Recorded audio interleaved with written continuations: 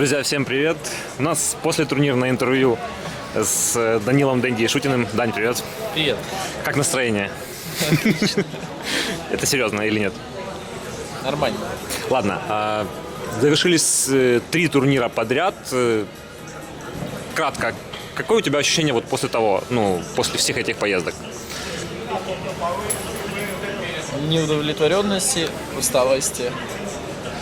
Как думаешь, будете ли вы ездить в такие вот марафоны, либо больше отдавать будете предпочтение одиночным турнирам, чтобы концентрироваться на чем-то одном? Я думаю, по ситуации, но скорее всего второе. Хорошо. Начнем интервью с самого начала, с того, где все началось. Это Москва, Excellent Moscow Cup. Тяжелый турнир. Каким он выдался для тебя? Можешь начать сначала вот с организационного процесса, а потом заканчивая играми. Москва, ЕМС. Да.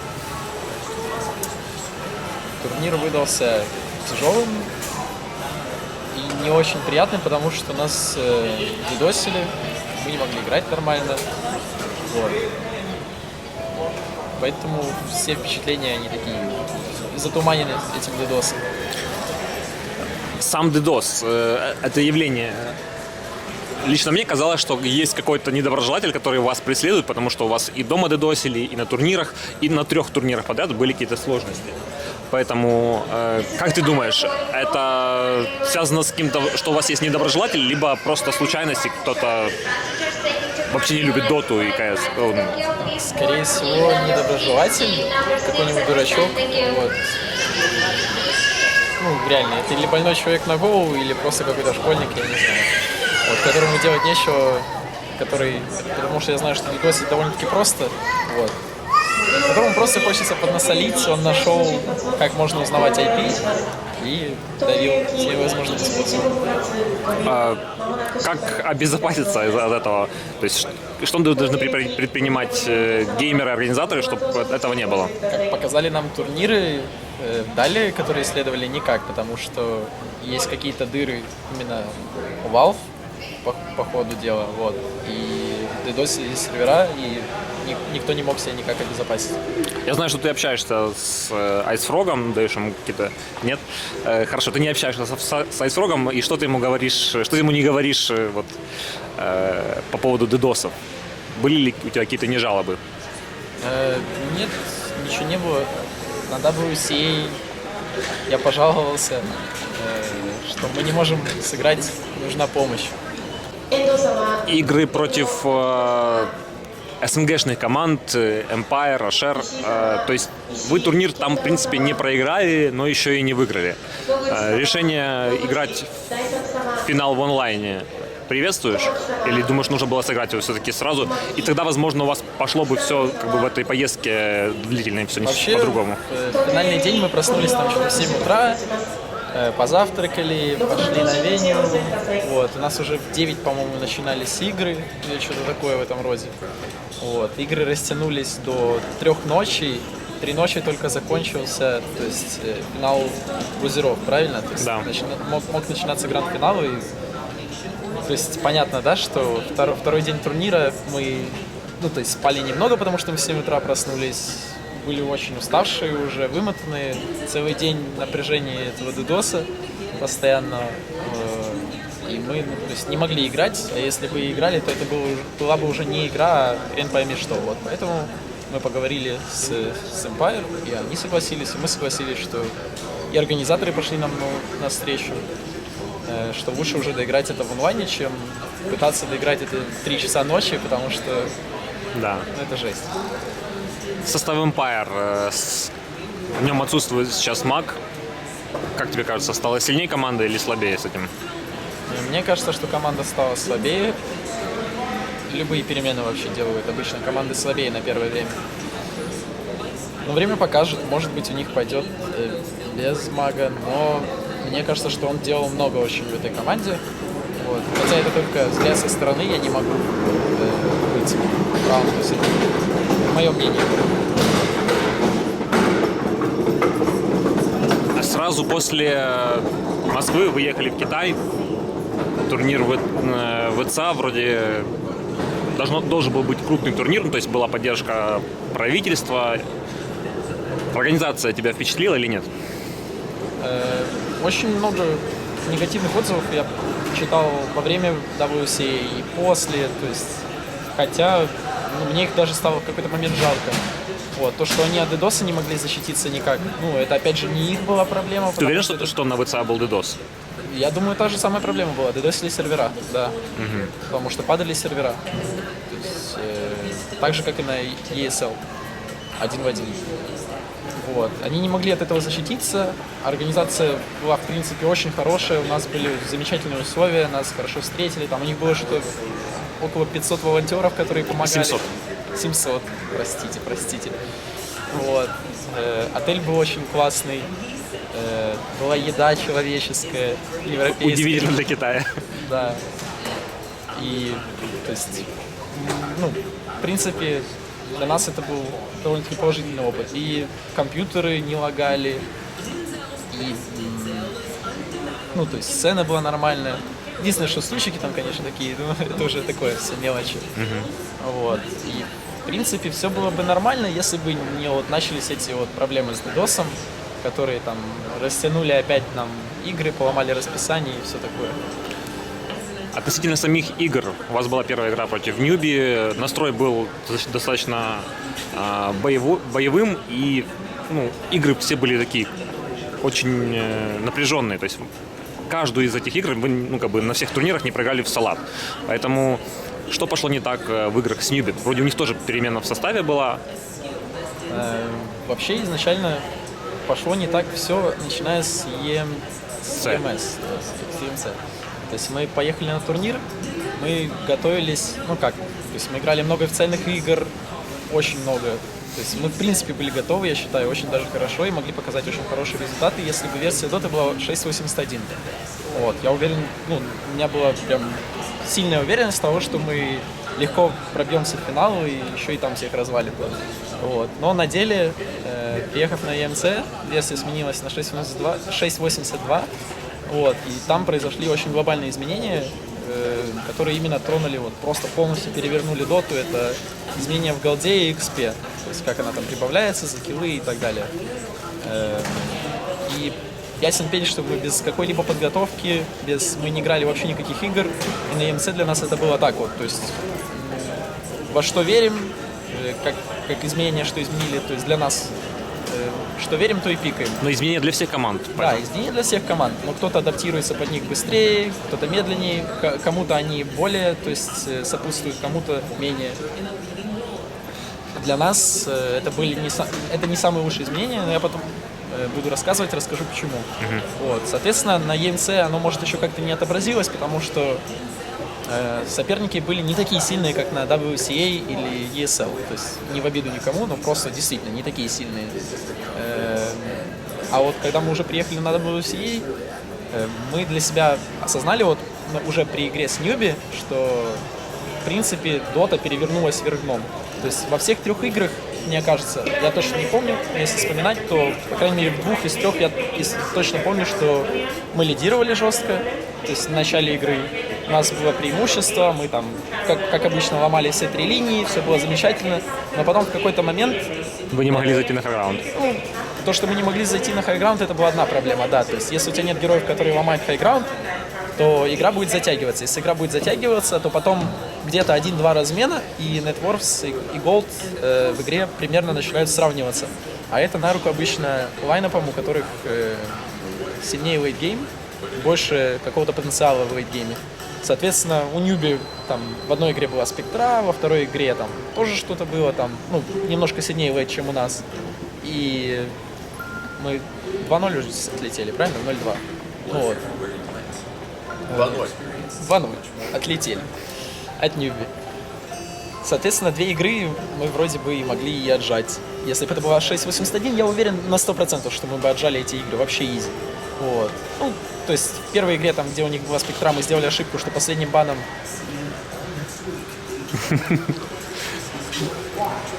Тимплей. Суппорт. Может, переквалифицируешься? Уже. Понял. Очень вкусно, виноград. В первой игре мы сделали ошибку, У нас был выбор последнего бана, мы выбирали между личом и аппаратом. И мы решили забанить лича, хотя, в принципе, если был бы лич, нам бы это, возможно, даже на руку было, потому что он бы там кушал крипов на своей легкой линии, и наши трипа на хардвене, их бы вообще там салат раскидало.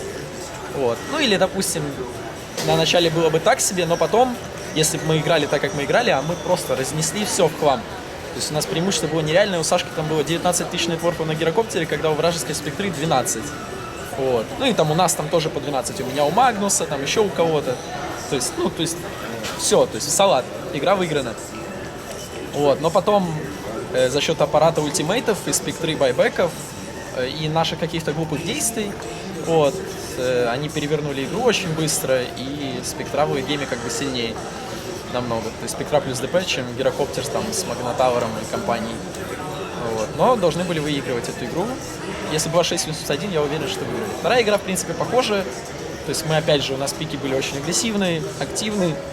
Мы давили врага, опять их начали там ломать, крушить по всем линиям. А потом на рампу мы зайти просто не могли. И игра затянулась, все враги купили по БКБ, и игра для нас закончилась. Вот.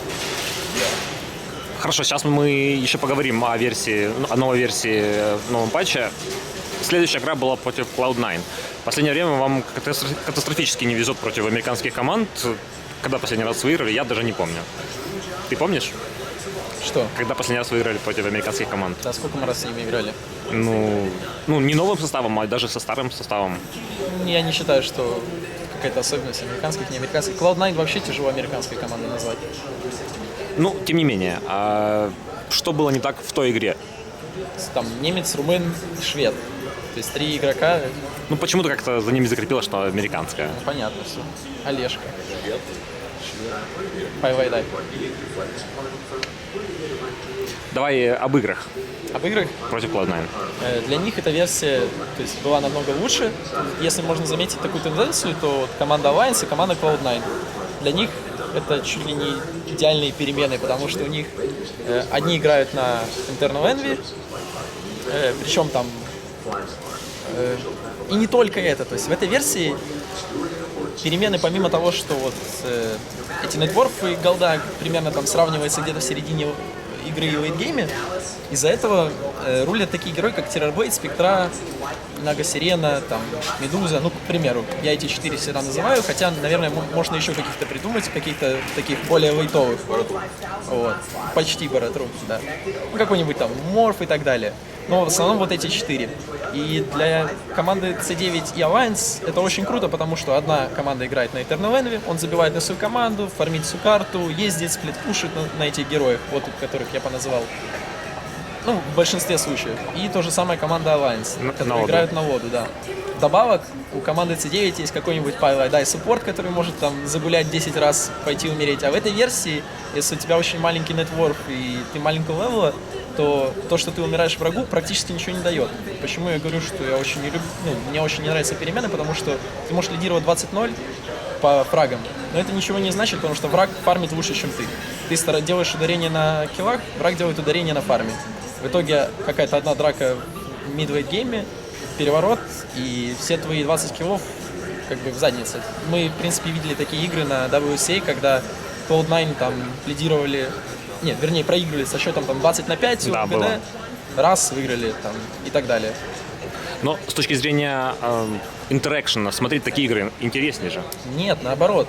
Интереснее смотреть людям, когда люди осознают, поймут, как работает эта версия, с большой вероятностью это будет грид, фарм, люди будут в основном стараться играть защитно, сейвово, потому что будут понимать, что все будет решаться дальше, то есть в игре.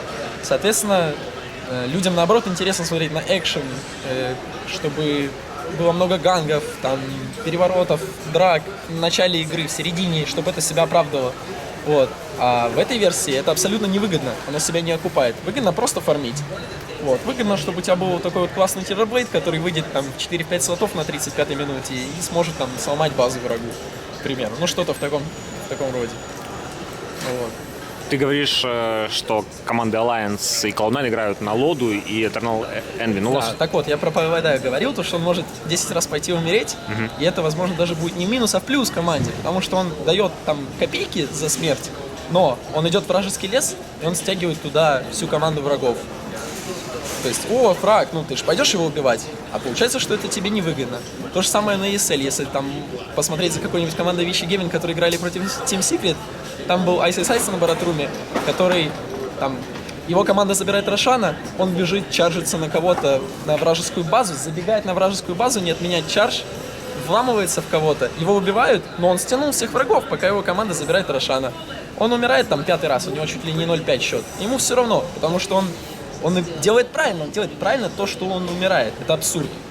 То есть уже это абсурдно, когда типа правильно то, что ты фидишь. Но это красава. Но это Tactical feed. битва умов тогда получается. Битва Нужно... умов. У Олега битва умов. Нет, ну подожди. Ну... Спасибо. Нет, ну фактически получается вас перехитрили. Перехитри, Павайдай такой, я бегу. И Айс на спиритбрейкере тоже. Залетаем, парни, на фонтан. Как я их перехитрил. Хорошо, ты говоришь, эти две команды играют... Я просто привожу пример. То есть я не... это мое мнение, опять же. Оно ничем не подкреплено. Я, возможно, не прав. И я это говорю не для того, чтобы обидеть кого-то или еще что-нибудь. Ребята молодцы. Они подстроились, перестроились на новую версию. У них получается, они выигрывают. А мы как бы... А у вас не получается, и вы недовольны. Вот. Ладно, ты говоришь, что эти две команды играют на керри героев. У вас же тоже есть Я вот парень. привел пример, да. У вас тоже есть парень, который, в принципе, у которого хороший лейт. Но у нас еще есть капитан Артем, который слегка уперт в своих стратегиях, поэтому на WCA мы не успели быстро перестроиться, хотя там после первого дня нам давал советы Артурка, говорит, вот так и так, берите там то-то, то-то, что Габлак. там, да, Golden Networks, туда-сюда, то есть это, в принципе, его была теория, и мы такие так подумали, посмотрели, действительно, то есть если смотреть было за каждой игрой, которые происходили помимо нашей, выигрывали в основном какие-то лейтгеймовые герои, стало проявляться эта спектра. Если 81-й спектры ты вообще бы не увидел. Почему? Потому что ее зажимают, перегангают, и все, на этом заканчивается. Там вышки забирают, и спектра ничего не может. А тут 82-я, и спектра один из топовых пиков. Почему? Потому что игра всегда затянется.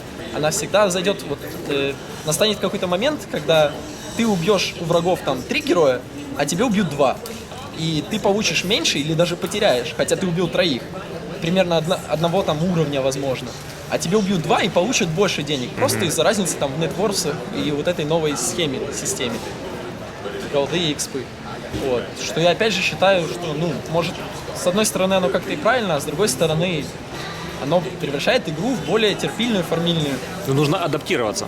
Да, адаптироваться-то нужно, но, как по мне, нужно что-то поменять, чтобы игра стала более экшеновой. Чтобы экшен оправдывал себя, чтобы вот эти вот киллы, попытки там, то есть не было такого, что, допустим, фарм выше, чем убийство героев. Пусть будут равны, или хотя бы убийство чуть-чуть выше. Тогда люди будут пытаться ходить убивать, пытаться что-то делать, создавать какой-то экшен, и зрителям будет интересно на это смотреть. Хорошо, что тебе понравилось в этом апдейте? Что мне... Да, все было очень классно. То есть большинство всяких изменений мы не можем даже их увидеть. То есть усиление какого-то шторма, усиление квапы, усиление там еще кого-то, усиление еще кого-то. Никто их не будет пикать или будут пикать очень редко. Все из-за изменений в голде и экспе. Потому что, их нет смысла. Зачем, если ты можешь взять спектру и 4 героя вокруг нее, которые построить стратегию вокруг спектры. И ты уже практически, то есть, чувствуешь себя в шоколаде в игре. Или взять террорблейда и построить под него какой-то пик и игру. К примеру. Зачем тогда риск, зачем идти на эту авантюру, зачем брать этих Queen of Pain, штормов, на которых зрителю так интересно было бы смотреть, да? То есть экшен, там, спылы, взрывы, бабах, тарабах. Иван Скороход бежит, все классно. Левая голова, правая голова, Говорит Огр. Позже расскажешь, сейчас к этому вопросу дойдем. Сразу после Китая ты предложил попикать на... не попикать, в смысле выбрать героев. На турнире ESL One. Как тебе пришло это решение? Сразу после Китая? Ну, опять же, то есть не в обиду Артему или не в обвинение, он довольно-таки упертый. И мне показалось, что если, допустим, кто-то из нас возьмет на себя эту ответственность и немножко что-то попытается попикать, именно в том направлении, то есть в котором вот новая версия того требует, хотя бы попытаться, то, возможно, он для себя что-то увидит, поменяет сразу свое мнение, потому что когда он сам пикает, он не может там взять, поменять мнение. То есть он хочет ломать, крушить, убивать. Это классно, реально. То есть я это всегда поддерживал во всех версиях доты. Вот. Но мы не можем пока так сыграть чисто и без ошибок, чтобы мы могли выиграть более активными пиками. Вот. Поэтому нам нужно подстраиваться уже, получается, под эту доту. Я решил, что, ну, может, мне попробовать стоит. Но все обломилось на этом ESL, все мои попытки. Не, ну почему? Как бы, если один раз не получилось, ты думаешь, что и в будущем не получится? В смысле? Ну, то есть на следующих турнирах взять на себя, опять-таки, такую же обязанность и попробовать. Не знаю, посмотрим. Время покажет. Хорошо. Получилось с ESL так, что я попросил, что давайте, ребята, я попикаю. Подготовки, по поводу подготовки, это вот, чтобы все люди знали. То есть приехали мы на EMC, в принципе, у нас не было даже перед EMC времени тренироваться, потому что у нас каждый день было по 2-3 официальных игры. Мы играли вот от DreamHack до EMC, у нас один день выходной был, один день. То есть там 2 недели мы каждый день играем официальные игры. Вот, приехали на EMC без подготовки, отыграли турнир. Новый патч, куча дедоса, проблемы. Мы там пытались найти возможность сыграть на одном турнире, на другом. Одни игры какие-то пытались перенести. С казахами мы там отыграли вот этот ESL, прошли отборы в Нью-Йорке. Очень важный матч. Тоже там на лагах, дедосах. Вначале дедосили нас, потом нас все-таки защитили на этом EMC и начали дедосить казахов. Типа, ну раз типа не вас, все равно вас угробим. Давай там топить, рубить. Вот. Потом у нас на следующий день уже был вылет, мы полетели, прилетели в Китай. У нас было 2 дня, мы хотели потренироваться, но найти соперников было практически невозможно. То есть у нас не было ни контактов нормальных. Вот. Но в итоге мы там поиграли в пабликах, попробовали каждый там своих героев, которыми новых, на изменения посмотрели. Вот. Попытались что-то придумать, попридумывать. То есть подготовки, считай, никакой нету. Вот. И опять играем в ВЦА без подготовки. Хотя другие команды, которые... У них было время, да, они же не были на EMC, они ездили в Москву. То есть у них было какое-то... Ну, это звучит все как отмазки. И действительно, да, после драки кулаками не машут. Поэтому это звучит все как отмазки. Но подготовки у нас никакой не было. И еще на каждом турнире мы первую игру играем с победителями турнира, что тоже является вот такой вот вещью. Вот. Конечно, мы бы должны были бы быть этими победителями, поэтому это тоже звучит как отмазки. Но когда ты выигрываешь первую игру, это тебе прибавляет плюс морали и дает уверенность в себе. Когда проигрываешь, это немножко деморализирует. Вот. Что тоже, я думаю, как-то на нас повлияло. Вот. Наш проигрыш 2-1 с ОГД это тоже был такой, то есть экшен, Ты как-то сказал, в который ходит много всяких теорий различных. Ты говорил, что паузы в игре полностью выбивают тебя из струи. То есть, когда пауза, ты теряешь нить игры, и вернуться как бы в предыдущее моральное состояние очень сложно.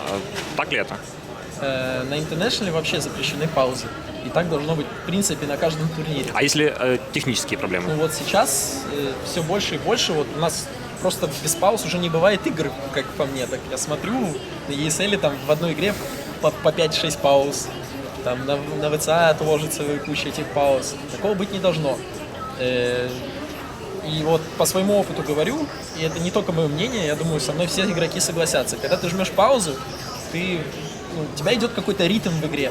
То есть ты чувствуешь время, ты чувствуешь, когда там появятся руны, ты чувствуешь, когда там тайминг Рошана, ультимейт из ПВО вражеских, там кто-то юзнул ультимейт, у тебя в голове автоматически идет отсчет.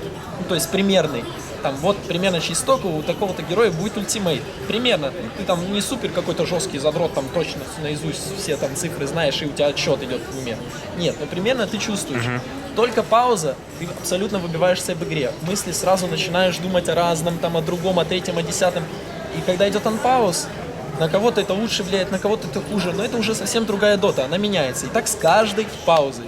А когда у тебя за игру пауз там 80, то это уже не дота, а хрен пойми что. То есть если взять там, замедлить игру 8 раз, играй в шахматы, типа.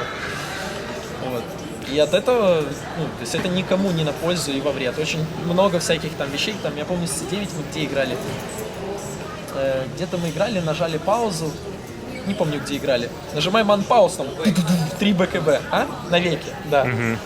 То есть там они нам ломают бараки, раз, пауза.